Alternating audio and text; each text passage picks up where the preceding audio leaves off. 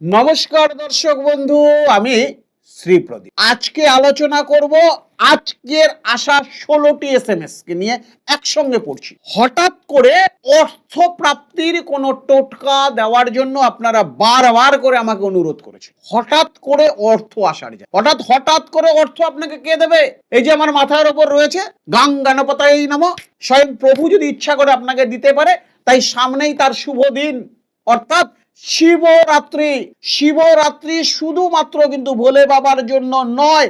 এই শিবরাত্রির দিন যদি আপনি গণেশের উপাসনা করেন, দুম করে অর্থ আপনার জীবনে আসতে বাধ্য হবে। মন্ত্রটি খাতা পেনে নোট করুন। 108টি দুব্বা নেবেন, 108। 108টি দুব্বা নেবেন, সাদা চন্দনের দুব্বটাকে লাগাবেন। যে মন্ত্রটি বলছি মন্ত্রটি খাতা পেনে নোট করে রাখুন।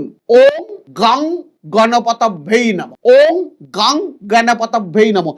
108 বার জপ করুন শিবরাত্রির দিন, অর্থাৎ 15 তারিখ।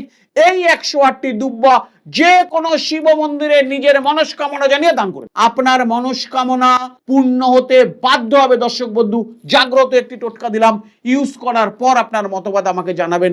নমস্কার দর্শক বন্ধু, সুস্থ থাকুন, ভালো থাকুন।